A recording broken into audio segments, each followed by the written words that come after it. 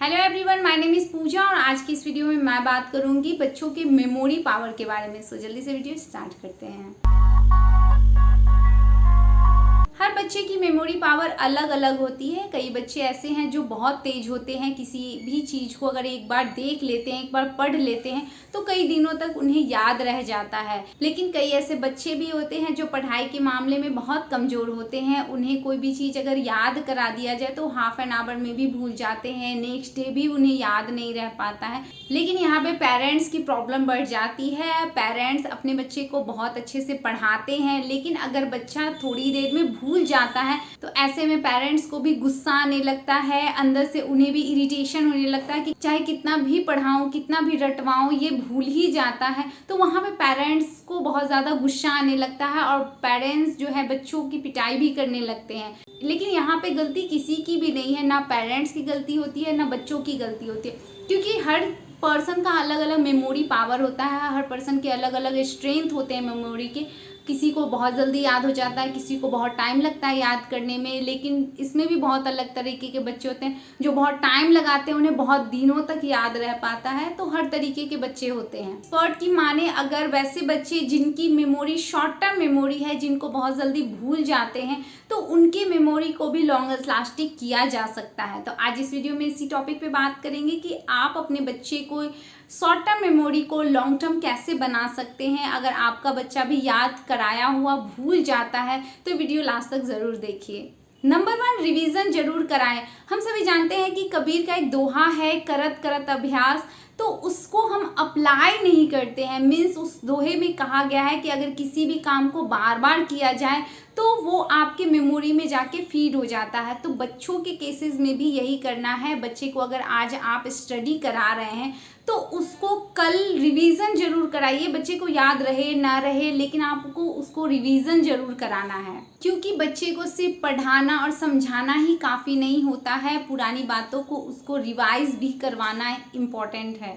इसलिए जब भी बच्चा पढ़ने के लिए बैठे, सबसे पहले पेरेंट्स को करना चाहिए कि लास्ट डे उसने क्या पढ़ा है उसको रिवीजन करवाएं। लास्ट चैप्टर में उसने क्या पढ़ा है, उसका क्या इंपॉर्टेंस है, उन सारी बातों को आप 5 मिनट्स में रिकॉल करा सकते हैं, जिससे बच्चे पुरानी बातों को भी याद करेंगे। अगर नहीं याद होगा तो आप फिर से उसे बता सकते हैं। सेकेंड, जोर जोर से रट्टा न लगाएं। अक्सर हम बच्चे को देखते हैं कि कोई बातें अगर उसे याद नहीं होती है तो बच्चे रट्टा लगाने लगते हैं, जोर जोर से बोल के पढ़ने लगते हैं। और ऐसा करने के लिए हम पेरेंट्स ही उसे बोलते हैं। ऐसा करने से बच्चे पास जरूर हो जाएंगे, लेकिन उसे लंबे समय तक याद नहीं रख पाएंगे। और जब भी उसे एग्जाम में लिखना होगा वो अपने मन से कुछ नहीं लिख पाएंगे, क्योंकि उसने रट के याद किया हुआ है। तो उसे जितना लाइन याद होगा बच्चे उतना ही लिख पाएंगे। इसलिए बच्चा अगर रट के याद कर रहा है तो तुरंत हमें उसकी ये आदत बदलने की ज़रूरत है। बच्चे को रटने के लिए नहीं, बच्चे को समझने की ज़रूरत है। बच्चे को आप समझाइए, कोई भी टॉपिक को आप समझा के उसे बताइए तो बच्चे लॉन्ग टर्म तक उसे याद रख पाएंगे। थर्ड, एग्जाम्पल से पढ़ाएं। बच्चे बुक पढ़ पढ़ के बोर हो जाते हैं, बुक की लैंग्वेज वो जल्दी ही भूल जाते हैं। इसलिए पेरेंट्स को यहाँ पे कोशिश करनी चाहिए कि जो भी टॉपिक है उसको रियल लाइफ के एग्जाम्पल दे के आप बच्चे को समझा सकते हैं। इससे बच्चे आपका पढ़ाया हुआ टॉपिक भूलेंगे नहीं और वो सब्जेक्ट भी उनके लिए इंटरेस्टिंग लगेगा। इन फ्यूचर कभी वो टॉपिक भूल भी जाएंगे, लेकिन उनको आपका दिया हुआ एग्जाम्पल ज़रूर याद रहेगा, जिसे वो एग्जाम में अच्छे से उसको एक्सप्लेन कर पाएंगे और उनको उस टॉपिक पे अच्छा कमांड हो सकता है। फोर्थ, नोट्स बनाएं और उसे हाइलाइट्स करने के लिए बोलिए। जब भी बच्चा किसी टॉपिक को रीडिंग आउट कर रहा है, रीडिंग लगा रहा है, तो वहाँ पे आप बच्चे को इम्पॉर्टेंट लाइंस पे हाईलाइट करने के लिए ज़रूर बोलिए, ताकि वो जब भी रिवीजन करने के लिए जाए तो उस पर उसका नज़र पहले पहुँचे और जिससे उसको पूरा टॉपिक रिकॉल हो जाए। साथ ही उस टॉपिक का वो शॉर्ट नोट्स बनाने की भी कोशिश करें। कई बार बच्चे अगर रीडिंग करते हैं तो उससे उन्हें उतना याद नहीं रह पाता है जितना उन्हें अगर उसी टॉपिक को लिख के बोलिए। मीन्स कि जब बच्चा पढ़ रहा है उसके बाद आप उसे उस टॉपिक का शॉर्ट नोट बनाने के लिए ज़रूर बोलिए।